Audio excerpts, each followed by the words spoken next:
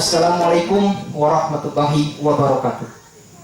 To the honorable, the jurists, the teachers, and all the audiences. First of all, let's pray and thank unto our God Allah Subhanahu wa Ta'ala, who has given us mercies and blessings so we can attend in this place without any trouble and obstacles. Secondly, send our peace and salutation to the last Prophet Muhammad sallallahu alaihi wasallam, who has brought us from the darkness era to the lightness era, namely Al-Islam. Before I start this speech, I would like to introduce myself. Hello, my name is Muhammad Fauzan Aziz. You can call me Azan. I'm 16 years old. I'm studying at Mandua Kota Bima at second grade of science program. My father's name is Ridwan. He worked as civil servant, and my mother's name is Nikmah Kusmiati. She worked as teacher. Hadirin yang terhormat, pada kesempatan kali ini saya akan menyampaikan pidato yang berjudul Pembiasaan Literasi pada Masa Pandemi COVID-19 di Kota Bima. Beberapa tahun terakhir, kita sering mendengar orang-orang menggaungkan kata literasi, bahkan berbagai upaya yang dilakukan oleh pemerintah maupun pegiat literasi untuk membudayakan literasi di tengah masyarakat. Hal ini sangat wajar karena kebiasaan masyarakat Indonesia dalam membaca dan menulis masih terbilang sangat rendah.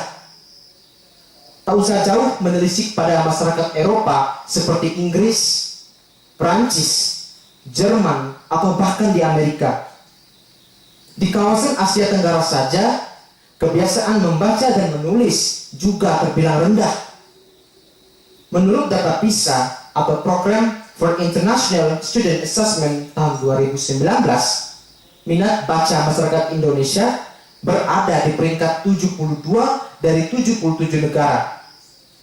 Minat baca orang Indonesia hanya berada di angka 0,001%. Artinya, hanya terdapat satu orang Indonesia saja dari 1000 orang Indonesia yang gemar membaca. Hal ini sangat wajar karena kebiasaan masyarakat Indonesia terhadap baca masih rendah. Ladies and gentlemen, reading is not so popular in the society in Indonesia. This case can be got from data that published by BPS, Badan Pusat Statistik, or Data Central of Data Source of Indonesia, that Indonesian society will become a reading activity as a main resource to get information.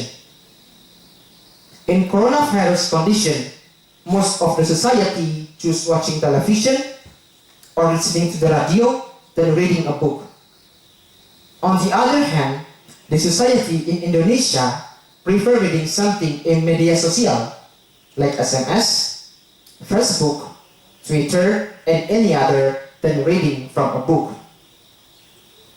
Salah satu penyebab rendahnya minat baca masyarakat Indonesia menurut Indeks Aktivitas Literasi Membaca Kemendikbud adalah kurangnya akses terhadap bahan bacaan, terutama untuk masyarakat Indonesia yang berada di daerah terpencil.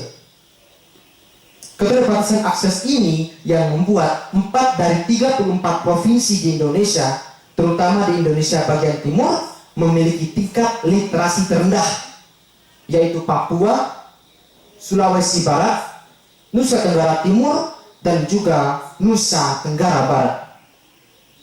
Seorang peneliti di Pusat Penelitian Kebijakan Pendidikan dan Kebudayaan Balitbang Kemendikbud mengatakan bahwa ada korelasi antara kebiasaan dan juga akses. Jika tidak ada akses, bagaimana masyarakat Indonesia bisa membaca? Keterbatasan akses ini seharusnya bisa diatasi, salah satunya dengan memanfaatkan teknologi internet dan gawai gadget serta perangkat elektronik lainnya, terutama untuk sekolah yang berada di daerah pelosok. Apalagi di masa pandemi COVID-19 ini, banyak sekolah yang memberikan pembelajaran daring terhadap peserta didiknya. Inaru amah, cinaru angi, mate serantasa. Ampun daerah kaimu, ndai tato Indonesia, stoi ada dalam parawi baca. Parawi ake, sepudak kaina, wati tahona dikadada bandaita do Indonesia bangsa manae. Stoi ada ndaita ngawang baca, pasupun dede nambari rawa kondai semakin awal. Ilmu raw awal, sekolah raw awal. Ndaita boneto malampare lampa suru atau lampa dihiti. Enggak lampa rawi ake terus ndak dina, wati wara usaha bandaita, wati stampu aken dai, aina kasimpang SDN Indonesia ke tahu. Ladies and gentlemen, ironically, those facts above are also happened in Bima town, our lovely town. But there are some efforts that can be done to improve the interest and reading culture. Those are, first, improve the equalization of reading material needed beside book, but also the need of internet in some remote areas. Second, implement culture of literacy in school. Third, provide unique and interesting reading corner in schools. And fourth, create a reading community. Sejalan dengan usaha tersebut, di sekolah kami Mandua Kota Bima mulai membudayakan gerakan literasi dengan cara pertama, menyediakan pojok baca di setiap kelas. Kedua, menginisiasi komunitas baca yang bernama Mojo Itu Buku. Dan yang ketiga, mengikuti gerakan sekolah menulis buku GSMB yang diadakan oleh Gerakan Menulis Buku Indonesia GMBI. Gerakan ini diikuti oleh seluruh siswa dan menghasilkan 150 karya terbaik yang berhasil dibukukan. Orang bermanfaatkan diraga bandai taduh kaso. Tangawa simpal baca buku dikadihi kai ade. Ditambah kai luana sebuah badau sampai tambah luar bade. Kendari kai pu baca buku edede sebuah karawi ranina kai mataho. Lakbo dekarawi bune-bune ai. Motor atau membau raheba kaina ade mori rawoko kaina maka poda ade baca. Ngawa ade mu baca kendak di kaimu bakali na kaimu mataho diisi kaimu waktu maore. Jadi mantau boka poda onena dirubu bawe kindaita cinaro angi iwara lakbo douradana.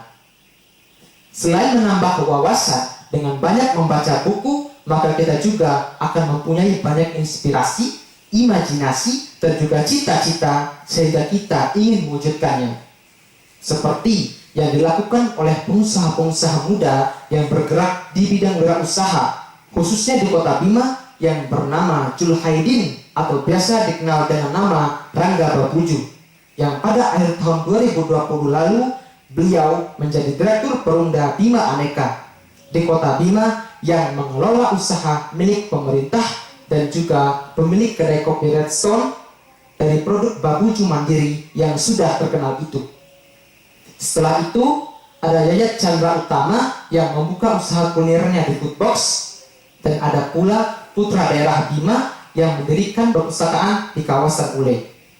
Beliau dikenal sebagai budayawan, akademisi, pegiat literasi, dan juga penulis.